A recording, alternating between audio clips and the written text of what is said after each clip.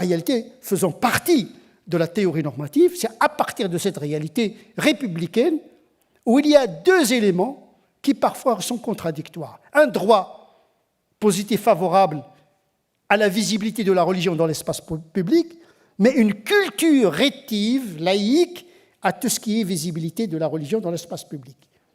Je dirais même qu'il y a une petite schizophrénie française. D'un côté, le droit à la liberté religieuse, mais attention, vous devez avoir une visibilité invisible.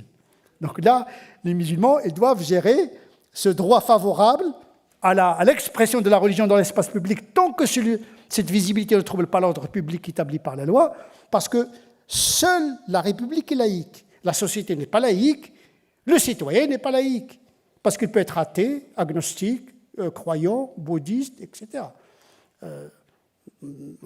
Ce serait une hérésie de qualifier le citoyen comme laïque. En France, la laïcité n'est pas athée, n'est pas agnostique. C'est un cadre dans lequel il y a une liberté d'expression convictionnelle à une seule condition, ne pas troubler l'ordre public établi par la loi.